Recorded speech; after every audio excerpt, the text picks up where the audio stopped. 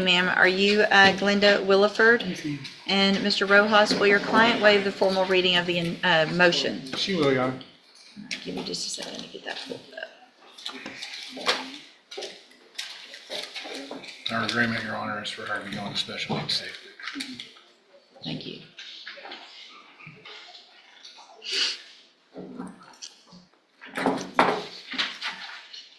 Sorry, it's taking a minute for my computer to get pulled up here. Your Honor.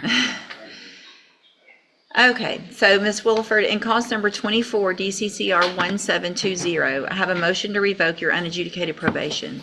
It shows that you were placed on probation December 3rd of 2024 for the second-degree felony offense of aggravated assault with a deadly weapon, and that was a 5-year deferred probation. Is that correct? It alleges that you violated your probation. Count 1 alleges that... Judge, we've agreed to go on counts 3, 4, 7, and 8. Thank you. 3, 4, 7, 8. Count 3 alleges that you provided a urine sample August 14th of 2025 that tested positive for tetrahydrocannabinol. Is that true or not true? Yes. True or not true?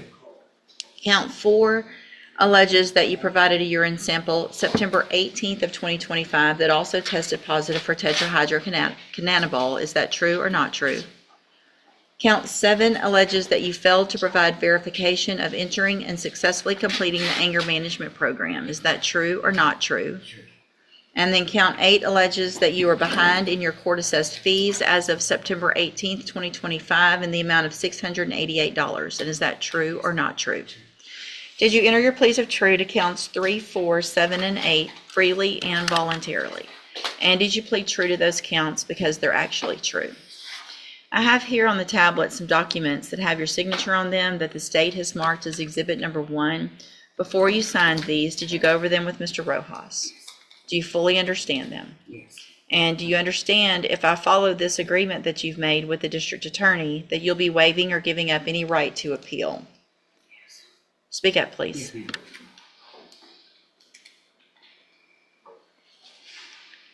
And it looks like the agreement that you've reached is to remain on probation, but enter and successfully complete the special needs safety program. Is that your understanding? Yes, ma'am. And we've got probation here with us today. And is that the recommendation from probation as well? Yes, ma'am. Okay. I am inclined, if I follow this agreement, to extend the probation by some amount of time, just based on the allegations and the time that'll be spent there. So I want to make sure there's plenty of time after that she has still on probation. State tenders number 1. No objection. It's admitted. Is there any evidence that Ms. Williford is not competent? There you go. All right, ma'am, I'm going to find that you entered your pleas of true to counts 3, 4, 7, and 8 freely and voluntarily. Find sufficient evidence to find you guilty and revoke your probation, but I'm not going to do that today. It looks like there's some, everybody's willing to work with you, but I want to make sure you understand that we're going to send you to the special needs safety program as a condition of your probation. I'm going to extend your probation by 1 year, and this is going to be, hopefully, listen carefully to what I'm saying, okay? Because this is the second chance you're being given, and there will not be a third. So you need to take advantage of every opportunity that is being given to you. You're going to get help with drug abuse. You're going to get help with mental health, with everything you need to be successful when you get out of safety. If at that point you don't follow through and do what you're supposed to do, you're going to be back in here and you're going to be looking at going to prison for up to 20 years. You understand? You okay? Are you okay? You're getting white. She's getting white. I had a statement prepared for you, explaining the only reason I was doing marijuana at this time is because of my cancer, my pain management for cancer. And I will promise you on Jesus' happy golden good soul that I will never touch the shit again if you let me go home. Are you seriously going to stand here and talk like that? No, ma'am. I didn't mean to. I'm terrified. I'm so sorry, ma'am. I just didn't realize how much trouble I'd get into. You're on probation for a second-degree felony, an aggravated assault with a deadly weapon. And this is where the stakes skyrocket. Remember, aggravated assault with a deadly weapon is no small charge? This isn't traffic ticket territory. Viewers, pause and ask yourself, if the judge reminds you she can send you away for up to 20 years, how would you act in this moment? Yes, ma'am. I realize that. I was trying to There's all kinds of other ways to deal with issues. And there's definitely more respectful ways to speak to the person who could put you in prison for up to 20 years. I don't have to go along with this plea agreement right now.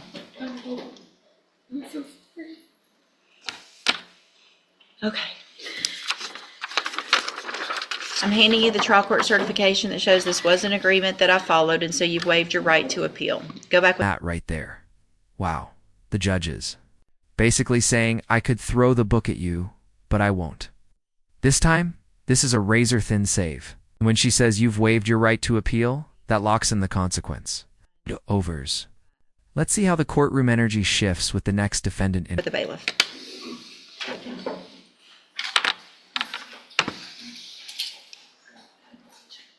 All right, are you Kashma Thomas? Yes, ma'am. And Mr. Rojas, will your client waive the formal reading of the motion? He will, Your Honor. Judge, with the court's permission, we're going to abandon 5, 6, and 7. It's my understanding that those cases have been dismissed. Okay, thank you, Ms. Malfino. Mr. Thomas, in clause number 23, DCCR 0935, I have a motion to revoke your community supervision. It shows that you were placed on probation October 17th of 2023 for the offense of evading arrest or detention with a previous conviction. That was a 2-year state jail felony term that was probated for 5 years. Is that correct? Yes. And, wait, was there a first amended? Hold on. What am I? There's a first Oh, amended. sorry, I'm looking at the wrong one. First amended, here we go. Give me a second.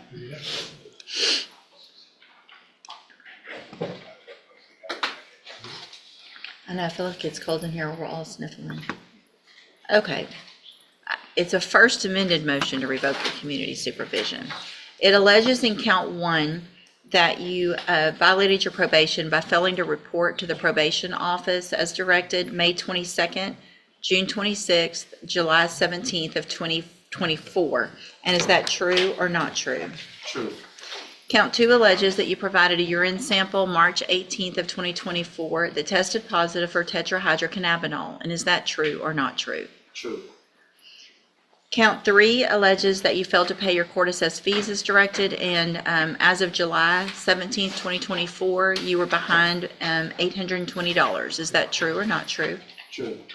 Count 4 alleges that you were arrested for the offense of evading arrest or detention with a vehicle February 5th of 2025 in County, Houston. Is it Harris County? It's Houston. Is it Houston County? Okay, so not Harris, it's Houston County. Is that true or not true? True. And then the state abandons 5, 6, and 7. Count 8 alleges that you failed to remain in Jefferson County as directed and that you were in Houston County February 5th of 2025 without permission. Is that true or not true? True. And then count 9 alleges that you possessed a drug, marijuana, on February 5th of 2025 in Houston County, Texas. Is that true or not true? Did you enter your pleas of true to counts 1, 2, 3, 4, 8, and 9 freely and voluntarily? Yes, ma'am. And did you plead true to those counts because they're actually true? Yes, ma'am. I have here on the tablet some documents that have your signature on them that the state's marked as exhibit number 1. Before you signed these, did you go over them with Mr. Rojas? Yes, ma'am. Do you fully understand them? Yes, ma'am. And do you understand, if I follow the agreement that you've made with the district attorney, that you'll be waiving or giving up any right to appeal? Yes, ma'am. State tenders number 1. No objection. It's admitted. Is there any evidence that Mr. Thomas is not competent? No, Your Honor. All right, sir, I'm going to find that you entered your plea of true to counts 1, 2, 3, 4, 8, and 9 freely and voluntarily. Find those counts true. Find sufficient evidence to revoke your probation, and at this time, revoke your probation. Reassess your punishment in accordance with your agreement to a term of 15 months. And Very different. Outcomes back to back. One defendant gets a final lifeline, the other gets revoked and sent to state jail. It shows how probation is a tightrope. Miss enough steps, missed reports, drug tests. Leaving the county, and that safety net disappears. Fast. What do you think? Should judges be this strict? Or is this exactly how accountability should work? State jail prison.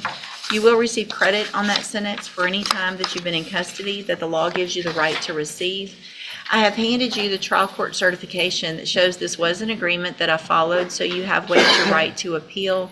I also handed you a written admonishment regarding your ineligibility to possess a firearm or ammunition. I went over that with you when you entered your plea at the first hearing because you were convicted, but I do want to make sure you read it and understand that because you are convicted of that offense, you're not eligible to possess a firearm in Texas, okay? All right, you're free to go. Back with the bailiff. Thank you, sir.